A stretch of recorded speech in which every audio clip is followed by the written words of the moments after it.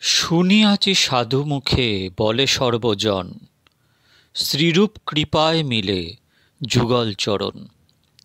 হা হা প্রভু সনাতন গৌর পরিবার, সবে মিলি বাঞ্ছা পূর্ণ করহ আমার।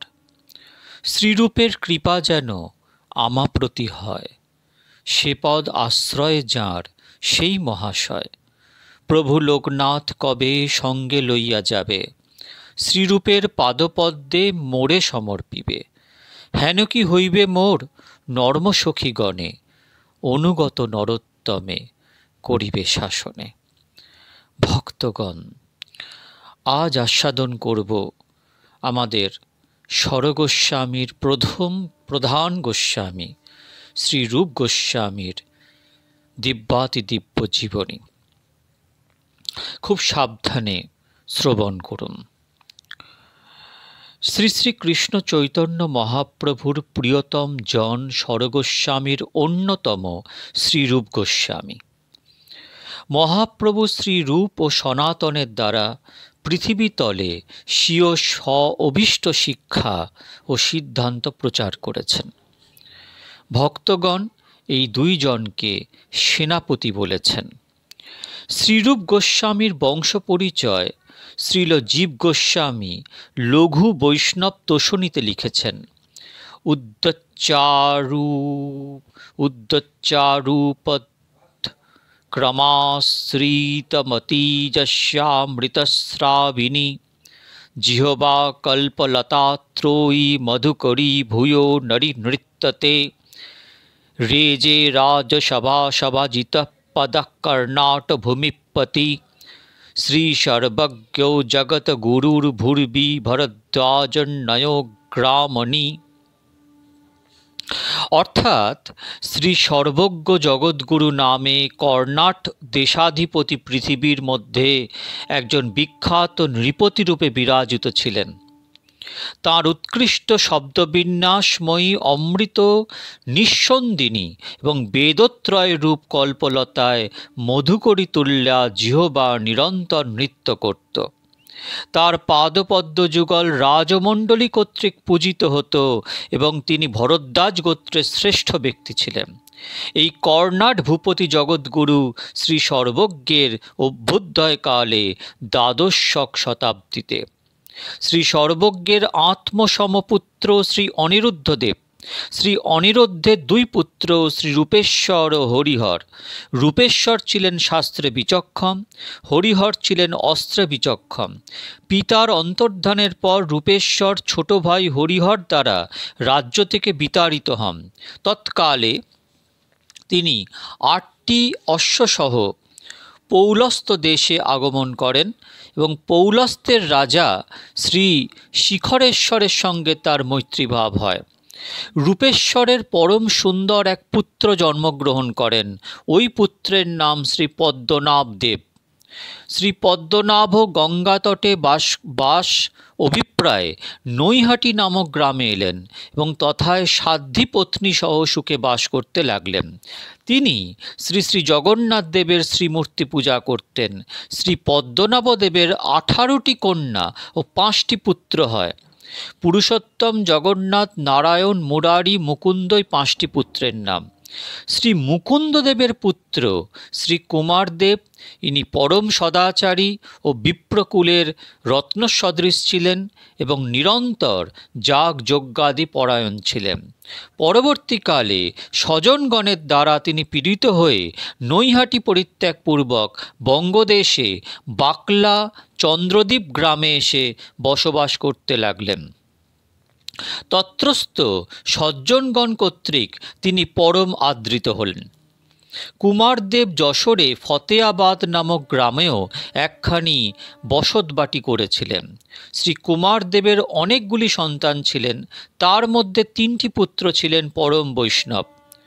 ভক্তিরত্নাকর শাস্ত্রে বলা আছে, কুমার দেবের হইল অনেক সন্তান, তার মধ্যে 3 পুত্র বৈষ্ণবের প্রাণ, সনাতন রূপ শ্রী বল্লভ এই ত্রয়, স্বগোত্র অন্যত্র যে অর্চিত অতিশয়। শ্রীরূপ গোস্বামীর বড় ভাই হলেন শ্রী সনাতন গোস্বামী এবং ছোট ভাই হলেন শ্রী বল্লভ বা অনুপম। শ্রী অনুপমের পুত্র হলেন শ্রীজীব গোস্বামীপাদ।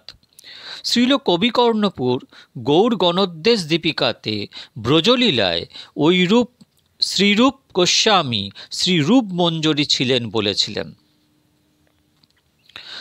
এই জীব গোস্বামীপাদ যে এই কবিকর্ণপুর যে গৌর গণোদ্দেশ দীপিকা এই গ্রন্থ রচনা করেছেন, তাতে গৌর লীলায় যারা যারা গৌড়ের পার্ষদ ছিলেন তারা পূর্বলীলায় কী ছিলেন তা এই গৌর গণোদ্দেশ দীপিকায় কবিকর্ণপুর ব্যক্ত করে গেছেন।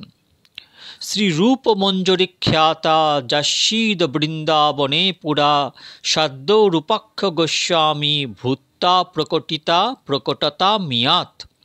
যিনি পূর্বে ব্রজলীলায় শ্রীরূপ মঞ্জরী নামে খ্যাতা ছিলেন, তিনি অধুনা সদ্য শ্রীরূপ গোস্বামী নামে প্রকটিত হয়েছেন। শ্রীরূপ সনাতন ছিলেন এক প্রাণ, তারা একসঙ্গে অধ্যয়ন আদি করেছেন।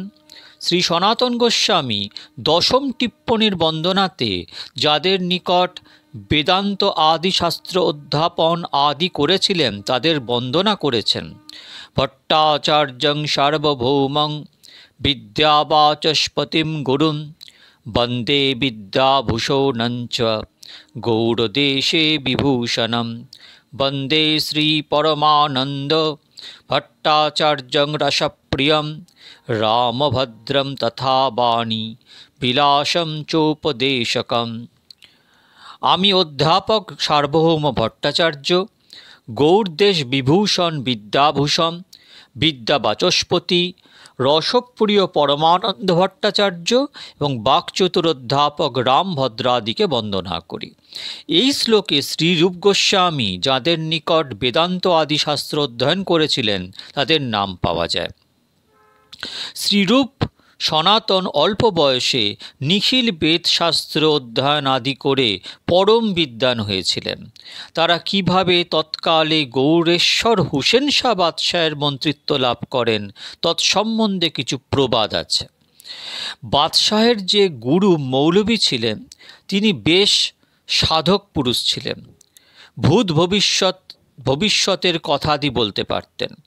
কোনো সময় বাদশাহ তার কাছে অভ্যুদয়ের কথা জিজ্ঞাসা করলে তিনি বলেছিলেন, তোমার এই মহানগরীতে পরম বিদ্বান সর্বসৎ গুণসম্পন্ন দুইটি ব্রাহ্মণ সন্তান বাস করছেন। তাদের নাম রূপ ও সনাতন। তাদের মন্ত্রীপদ দিলে তোমার বহু বৈভব রাজ্যাদি সম্পদ লাভ হবে। বাদশাহ গুরুর কথানুসারে শ্রীরূপ সনাতনকে মন্ত্রীপদ দান করেন। শ্রীরূপ গোস্বামীর জন্ম খ্রিস্টাব্দ 1493, শকাব্দ 1415। তিনি রাজধানী গৌড়ের নিকটে সাকুরমা নামক এক পল্লীতে মাতুল গৃহে থেকে পড়াশোনা করেন। গৌড়ের বাদশাহ হুসেন শাহ জোরপূর্বক শ্রীরূপ ও সনাতনকে এনে রাজমন্ত্রিত্ব পদ দেন। তারা অনিচ্ছুক হলেও যবন রাজের ভয়ে রাজকার্য করতে লাগলেন। বাদশাহ তাদিগকে প্রচুর অর্থ সম্পত্তি দান করেন। শ্রীরূপ ও সনাতন তখন থেকে গৌড় রাজধানী রামকেলিতে বসবাস করতে লাগলেন। দেশ বিদেশ থেকে বড় বড় ব্রাহ্মণ পণ্ডিতগণ তাদের গৃহে আগমন ও বিবিধ শাস্ত্র চর্চাদি করতেন। কর্ণাটক থেকে ব্রাহ্মণগণ এলে বহু যত্নপূর্বক তাদের বাসস্থান প্রদান করতেন। গঙ্গার তটে তাদের বসতবাটি স্থাপিত হওয়ায় অদ্যাপি ওই গ্রাম ভট্টবাটি নামে খ্যাত। যে সময় শ্রীরূপ ও সনাতন রামকেলিতে বাদশাহের মন্ত্রীর কার্য করছিলেন, ঠিক সেই সময় নবদ্বীপে শ্রী গৌরসুন্দর ভক্তগণকে নিয়ে মহা সংকীর্তন বিলাস ও পাপি তাপি উদ্ধার লীলা করছিলেন। শ্রীরূপ ও সনাতন নিয়ত মহাপ্রভু শ্রী গৌরসুন্দরের সেই মহাবদান্যতার ও কৃপালুতার কথা শুনেছিলেন। নিত্যারাধ্যদেব শ্রী গৌরসুন্দরের দর্শনের জন্য তাঁদের হৃদয়ে পরম উৎকণ্ঠা জেগেছিল। শ্রীরূপ গোস্বামী কোনো সময় শ্রী গৌরসুন্দরের কাছে প্রার্থনা করেছিলেন তাঁর শ্রীচরণ দর্শনের জন্য।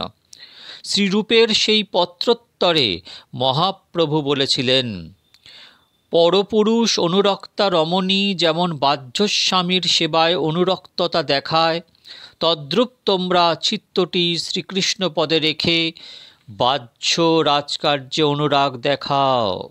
অচিরাৎ শ্রীকৃষ্ণ তোমাদের প্রতি কৃপা করবেন। শ্রীরূপ গোস্বামী তৎকালে শ্রী নবদ্বীপ নগরে যেতে পারেননি, তথাপি তিনি নবদ্বীপ নিবাসী জনগণের প্রতি অতিশয় প্রীতি দেখাতেন। এ সম্বন্ধে শ্রী নরহরি চক্রবর্তী ঠাকুর ভক্তিরত্নাকরে সুন্দর বর্ণন করেছেন। নবদ্বীপ হইতে আইসে বিপ্রগণ যত, কহিতে না পারি তা সবারে ভক্তি কত। শ্রী রামকেলিতে গ্রামে শ্রীরূপ ও সনাতন কিরূপ ঐশ্বর্য সমন্বিত ছিলেন তা ভক্তিরত্নাকরে বর্ণন করেছেন। গৌড়ে রামকেলি গ্রামে করিলেন বাস, ঐশ্বর্যের সীমা অতি অদ্ভুত বিলাস। ইন্দ্রসম সনাতন রূপের সভাতে আইসে শাস্ত্রজ্ঞগণ নানা দেশ হইতে, গায়ক বাদক নর্তক আদি কবিগণ সর্বদেশী সকলে নিযুক্ত সর্বক্ষণ। নিরন্তর করেন অনেক অর্থ ব্যয়, কোনরূপে কার অসম্মান নাহি হয়। সদা সর্বশাস্ত্রে চর্চা করে দুইজন, অনায়াসে করে দোহে খণ্ডন স্থাপন। বাড়ির নিকট অতি নিভৃত স্থানেতে কদম্ব কানন রাধাশ্যাম কুণ্ড তাতে, বৃন্দাবন লীলা তথায় করয়ে চিন্তন, না ধরে ধৈর্য নেত্রে ধারা অনুক্ষণ। শ্রীবিগ্রহ মদন মোহন সেবায় রত, সদা খেদ উক্তি তাহা কহিব বা কত।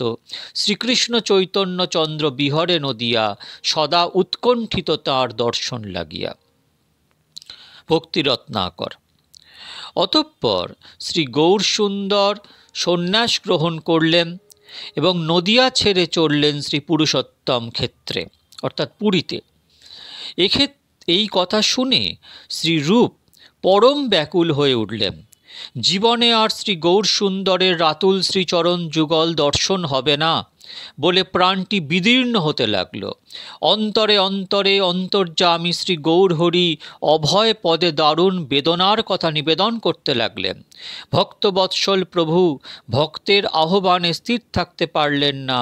ভক্তকে দেখা দিতেই হবে ভেবে কিছুদিন শ্রী গৌরসুন্দর পুরীধামে থেকে পুনঃ গৌড় দেশ অভিমুখে যাত্রা করলেন। ভক্তের আকর্ষণে ভগবান চঞ্চল হয়ে ওঠেন।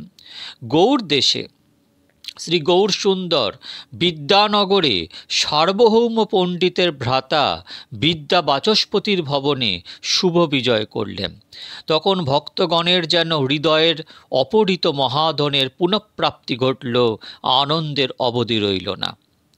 মহাপ্রভু কয়েকদিন বিদ্যানগরে অবস্থানের পর কুলিয়ানগরে শুভ বিজয় করলেন। কুলিয়া গ্রামেতে প্রভুর শুনিয়া আগমন, কোটি কোটি লোক আসি কইল দর্শন। কুলিয়া গ্রামে কইল দেবানন্দেরে প্রসাদ, গোপাল বিপ্রেরে ক্ষমাইল শ্রীবাস অপরাধ। পাষণ্ডী নিন্দুক আসি পড়িলা চরণে, অপরাধ ক্ষমিতারে দিল কৃষ্ণ প্রেমে। চৈতন্য চরিতামৃত মধ্যলীলা প্রথম অধ্যায়ের 152 থেকে 154তম পয়ার। মহাপ্রভু কুলিয়ানগরে কয়েকদিন থেকে বহু পাপী তাপী জীবের উদ্ধারপূর্বক প্রেমদান করলেন এবং সেখান থেকে শ্রী বৃন্দাবন অভিমুখে যাত্রা করলেন। সঙ্গে সহস্র সহস্র লোক চলতে লাগলেন। অকস্মাৎ ভক্তবৎসল প্রভুর মনে কি ভাবের উদয় হলো, তিনি গৌড় রাজধানী রামকেলি গ্রাম অভিমুখে চলতে লাগলেন। চৈতন্য চরিতামৃতে খুব সুন্দর ব্যাখ্যা আছে। ওইছে চলি আইলা প্রভু রামকেলি গ্রাম, গৌড়ের নিকট গ্রাম অতি অনুপম। তাহা নৃত্য করে প্রভু প্রেমে অচেতন, কোটি কোটি লোক আইসে দেখিতে চরণ। চৈতন্য চরিতামৃত মধ্যলীলায় প্রথম অধ্যায়ের 166 থেকে 167তম পয়ার। গৌরাধ্যক্ষ বাদশাহ মহাপ্রভুর অপূর্ব প্রভাব শ্রবণ করে বিস্মিত হয়ে কর্মচারীগণের প্রতি বলতে লাগলেন, বিনা দানে এর পিছে এত লোক চলেন, তিনি নিশ্চয়ই ঈশ্বর জানতে হবে। অতএব তাকে যদি কেহ কোনো প্রকার হিংসাদি করে তবে তার উচিত শাস্তি প্রদান করা হবে। সেই মহাপুরুষ ইচ্ছামতো ভ্রমণ করুক।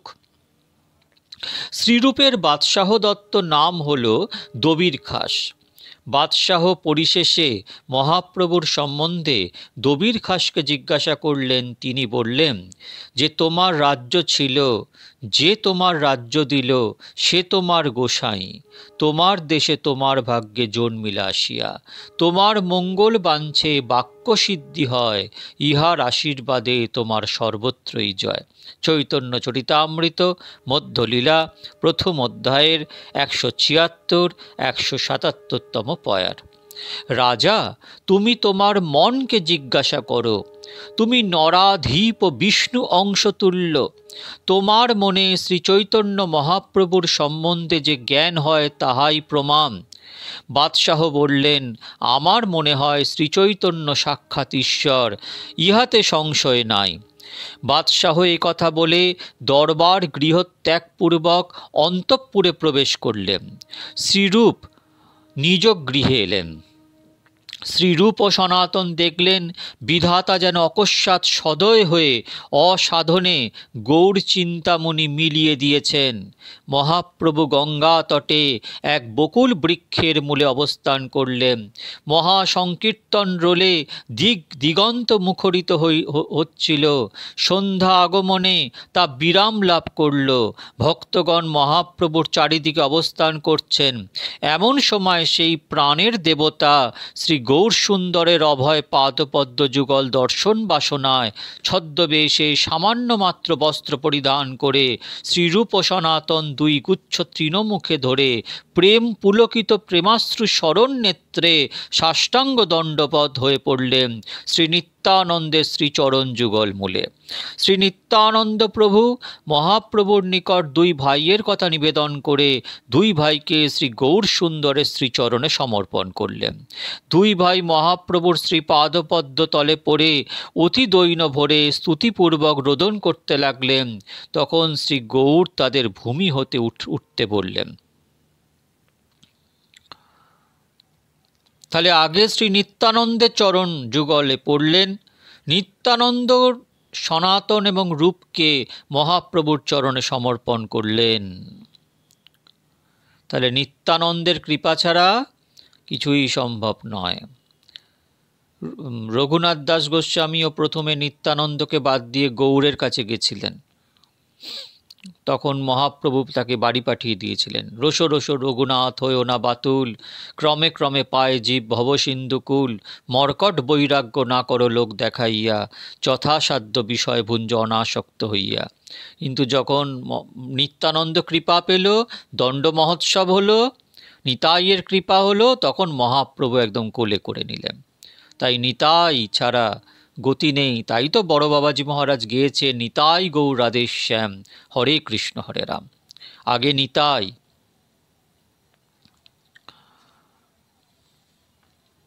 গৌর সুন্দর তাদের ভূমি থেকে তুললেন। মহাপ্রভু কহে শুনো দবির ঘাস, মহাপ্রভু কহে শুনো দবির ঘাস, তুমি দুই ভাই মোর পুরাতন দাস। তোমরা দুই ভাই আমার পুরাতন দাস। আজি হইতে দুহার নাম রূপ সনাতন, দৈন্য ছাড়ো তোমার দৈন্যে ফাটে মোর মন। তোমরা দৈন্য ছাড়ো, তোমাদের দৈন্যে আমার মন ফেটে যাচ্ছে। ভগবান কষ্ট পাচ্ছেন। দৈনপত্রী লিখি মোরে পাঠালে বারবার, সেই পত্রীর দ্বারা জানি তোমার ব্যবহার। তোমার হৃদয়ে আমি জানি পত্রীর দ্বারে, তোমা শিখাইতে শ্লোক পাঠাইল বারে বারে। গৌর নিকটে আসিতে নাহি মোর প্রয়োজন, তোমা দুহা দেখিতে মোর ইহা আগমন। এই মোর মনের কথা কেহ নাহি জানে, সবে বলে কেনে আইলা রামকেলি গ্রামে। ভালো হইল দুই ভাই আইলা মোর স্থানে, মোর ঘরে যাহ ভয় কিছু না করিহ মনে। জন্মে জন্মে তুমি দুই আমার কিঙ্কর, অচিরাতে কৃষ্ণ তোমায় করিবে উদ্ধার।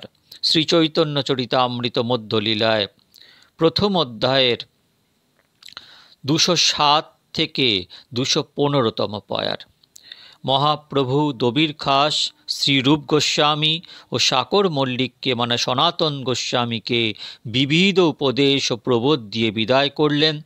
তারা যাবার সময় বারবার মহাপ্রভুর শ্রীচরণ যুগল শিরে ধারণ ও প্রার্থনা করতে করতে সমস্ত গৌর ভক্ত, অদ্বৈত আচার্য শ্রী হরিদাস, শ্রী গদাধর প্রভৃতির আশীর্বাদ গ্রহণ পূর্বক বিদায় হলেন। সকলে হরিধ্বনিপূর্বক বললেন, তোমাদের কোনো ভয় নেই, মহাপ্রভুর কৃপা হয়েছে। অতঃপর ভক্তগণ সহ শ্রী গৌর হরি কানাইয়ের নাটশালা অভিমুখে যাত্রা করলেন। ভক্তগণ, শ্রীরূপ গোস্বামীপাদের দিব্য জীবনী আজ এটুকুই থাকলো। পরের দিন আমি এই লীলাকে আরও এগিয়ে নিয়ে যাব। আপনারা সব ভালো থাকবেন। শ্রী শ্রী নিত্যানন্দ রাম, শ্রী শ্রী গৌর গুণধাম। জয় জয় বড়ে বাবা।